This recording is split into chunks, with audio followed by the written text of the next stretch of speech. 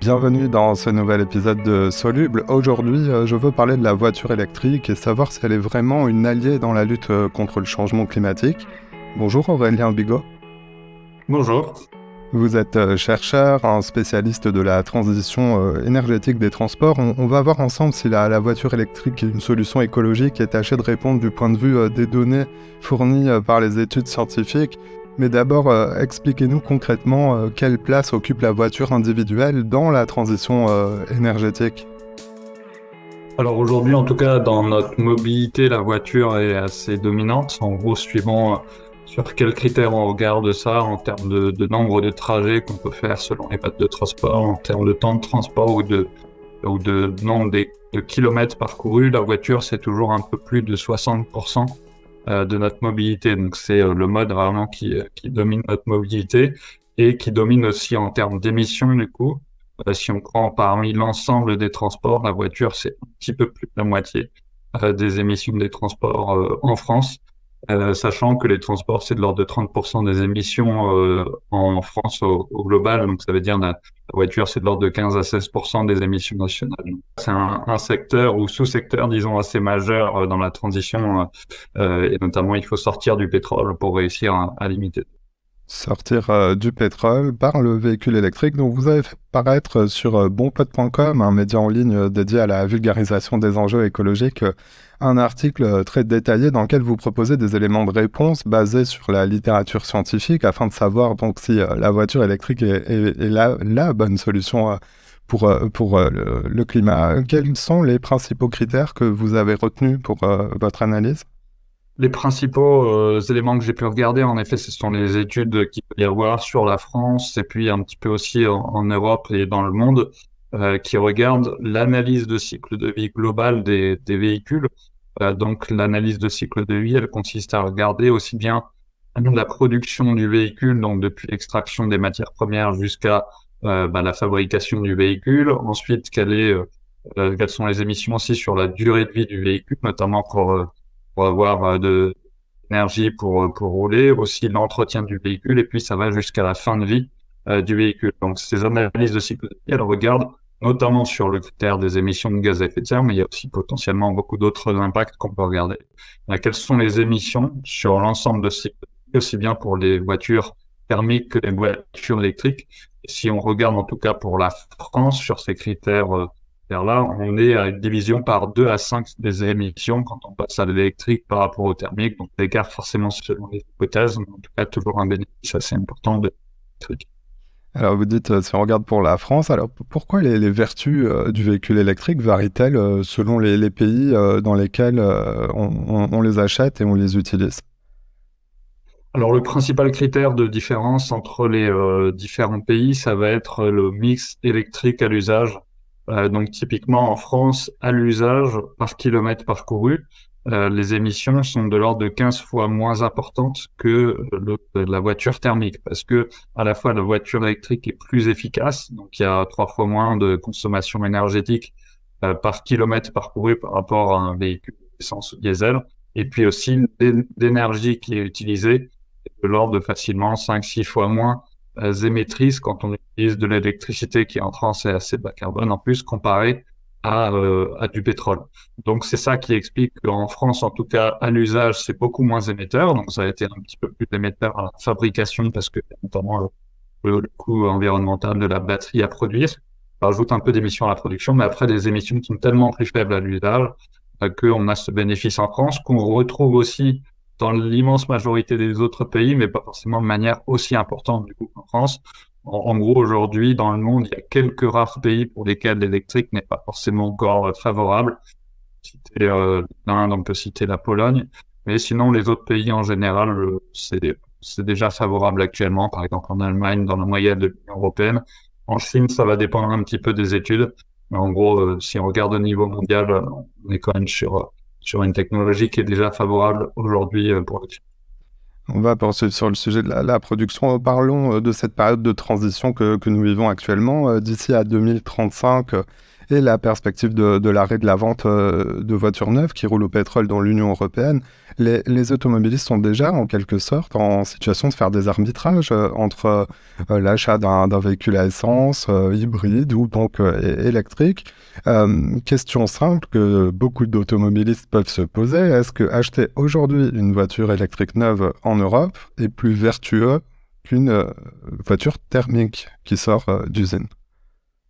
Alors sur la question du climat, oui, très clairement. En gros, les seuls cas d'usage, les seuls rares cas d'usage où l'électrique serait pas vraiment plus important d'un point de vue climatique, c'est si jamais la voiture est très peu utilisée. C'est-à-dire que comme les émissions sont plus fortes à la production et moins fortes à l'usage, si jamais l'usage est assez faible, eh bien on achète un véhicule qui est plus émetteur à produire. Si on l'utilise peu, quelque part, il n'y a pas trop d'intérêt. Donc dans ce genre de cas, ce qui serait conseillé pour des personnes qui utilisent très peu la voiture, mais soit de garder éventuellement leur véhicule si vraiment ils l'utilisent très peu, ben, de toute façon il y a peu d'émissions, soit idéalement bah, d'essayer de passer un mode de vie sans voiture, et puis les quelques fois on a besoin d'une voiture, parce que ça arrive quand même, et bien de faire de la location, d'autopartage, etc., qui permettent de se passer de véhicules au quotidien. Et d'ailleurs la possession d'un véhicule, c'est quelque chose en général assez coûteux, et essayer donc d'utiliser les modes de transport autant que possible, et puis louer un véhicule les fois où il y a besoin de... Le marché des véhicules électriques propose déjà une offre très étendue, du gros SUV jusqu'à la mini-voiture à une ou deux places. Du point de vue toujours de la préservation du climat, qu'en est-il des SUV électriques par rapport au modèle équivalent thermique? Alors, en tout cas, un des inconvénients des SUV, c'est tout d'abord leur forme qui n'est pas aérodynamique. Ça, c'est quelque chose qui est quand même assez important pour l'électrique, c'est qu'on est limité par l'autonomie, et que cette autonomie va dépendre à la fois de la capacité de la batterie, est-ce qu'on a une grosse batterie avec beaucoup de kilowattheures à l'intérieur, beaucoup d'énergie stockée dans cette batterie, et puis aussi combien on va consommer d'énergie par kilomètre parcouru.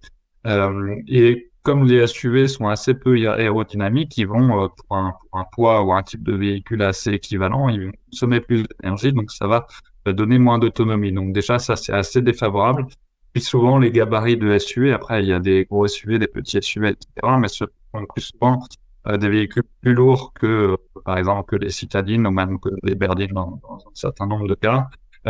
Et à ce moment-là, du coup, ça nécessite aussi plus d'énergie de déplacer un véhicule qui est plus lourd. Si il y a une étude notamment qui est faite au niveau de l'Europe et qui regarde quelles sont les émissions justement de la voiture thermique et de la voiture électrique suivant les segments de véhicules, donc de la mini voiture jusqu'au gros SUV.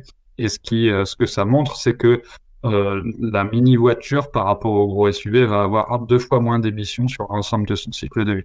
Donc on a quand même un gros intérêt à aller vers des véhicules qui sont plus légers, qui sont plus aérodynamiques, etc. Aussi pour cette raison-là, pour la raison des émissions de gaz à effet de serre, mais aussi pour d'autres raisons, en particulier des consommations de ressources.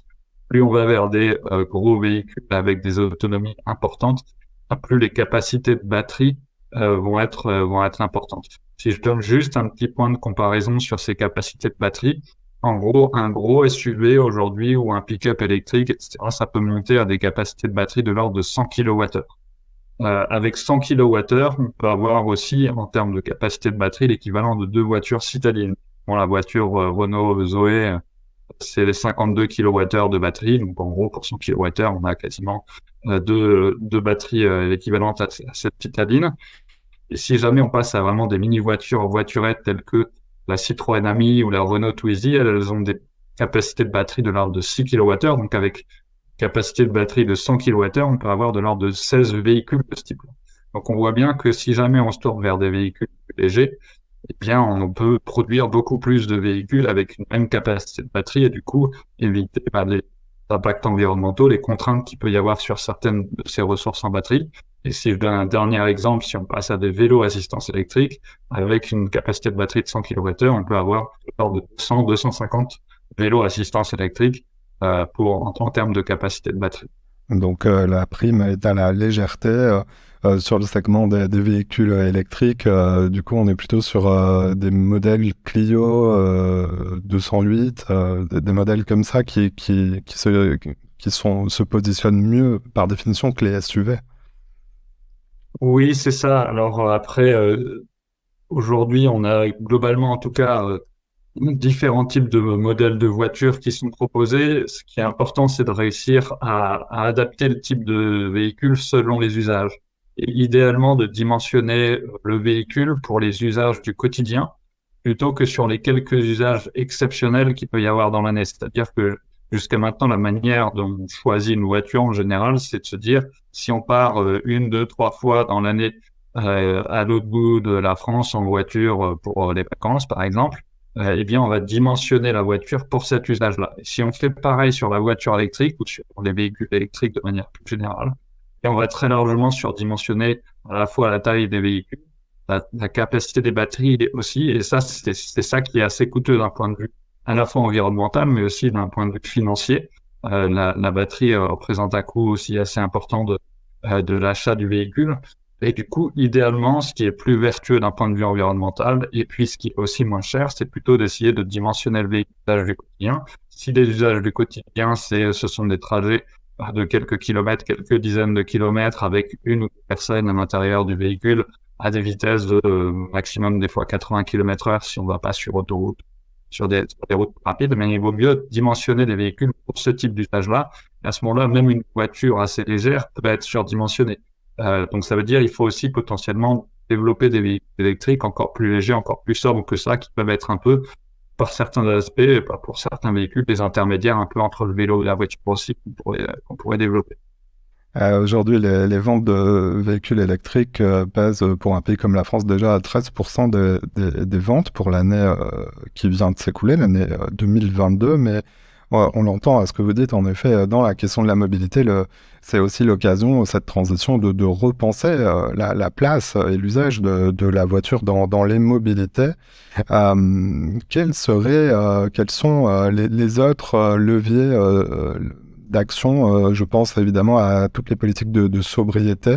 Sur quoi agir lorsque on considère la mobilité individuelle? Oui, alors il y a 5 grands leviers qui sont cités par la stratégie nationale bas carbone pour réussir à limiter les émissions de CO2 des transports. Et ce qui est important, c'est vraiment d'agir sur ces 5 leviers à la fois si on veut s'en sortir. À la fois, l'électrique sera complètement indispensable pour atteindre nos objectifs climatiques, mais ce sera pas suffisant. Ça résout pas tous les problèmes. Il y a des nouveaux défis aussi sur la question des ressources, en particulier en métaux. Et donc ces 5 leviers ils doivent être sollicités simultanément. Le premier des leviers, c'est la modération de la demande de transport. Donc, c'est les kilomètres qui sont parcourus. Au quotidien, ça peut être notamment d'essayer de privilégier un aménagement des modes de vie plus en proximité pour réduire les distances parcourues. Et ça, quelque part, ça facilite aussi des véhicules électriques plus vertueux, comme je le disais, parce que si les distances sont plus courtes à parcourir, eh bien, dans ces cas-là, on peut choisir un véhicule avec une batterie moins capacitaire, quelque part, moins impactante. Ensuite, le second levier, c'est de faire du report modal, comme on l'appelle, du report vers des véhicules qui sont moins émetteurs. Donc, c'est la marche, c'est le vélo, ce sont des transports en commun, bien évidemment, le train, le car, le tramway, etc. Donc ça, ce sont aussi des offres qui sont à développer, qui doivent être soutenues aussi par les pouvoirs publics pour qu'un maximum de citoyens, d'usagers puissent utiliser ces modes de transport. Ensuite, le troisième levier, c'est d'améliorer le remplissage des véhicules. Donc, ça vaut pour un peu tous les types de modes ou de véhicules. Mais en particulier pour la voiture, il y a un gros levier étant donné qu'en moyenne, des véhicules sont très peu remplis. C'est de l'ordre de 1,6 personnes par véhicule en moyenne et c'est même sur le domicile de travail 9 voitures sur 10 où il y a une seule personne à l'intérieur du véhicule. Et puis après, les 2 derniers leviers, c'est à la fois réduire les consommations énergétiques. Là-dessus, il y a des leviers un peu de sobriété, comme par exemple de réduire le poids des véhicules, comme je l'évoquais, d'avoir des véhicules qui sont plus aérodynamiques, puis aussi d'avoir une conduite qui est plus souple, moins consommatrice d'énergie, donc l'éco-conduite, le 110 km/h sur les autoroutes, ça permet de réduire ses consommations d'énergie. Et puis l'électrification des véhicules aussi permet de baisser les consommations d'énergie, comme je disais tout à l'heure. Et enfin, un cinquième et dernier levier qui rejoint aussi quelque part la question de la voiture électrique, c'est de décarboner l'énergie, de passer à des énergies qui émettent moins de CO2. Par exemple, passer du pétrole à l'électrique, ça permet aussi de baisser ses émissions de CO2 de l'énergie utilisée. Aurélien Bigot, donc vous êtes chercheur à la chaire Énergie et Prospérité. Merci d'être passé dans cette émission. Je mets le lien de l'article dont on a parlé en description de cet épisode. Vous y parlez longuement, en détail, avec des chiffres, de sujets qu'on n'a pas tout à fait creusés là encore, hein, sur, vous le disiez, les ressources, la batterie, les autres motorisations, les alternatives à l'électrique, comme l'hydrogène, les biocarburants. Voilà, je mets le lien de l'article en description si ça vous intéresse d'aller plus loin. On vous suit aussi sur les réseaux sociaux ? Oui, c'est possible sur Twitter, sur LinkedIn ou sur Facebook, la page Transition à Transport aussi. Aurélien, merci d'être passé dans Soluble. Merci à vous.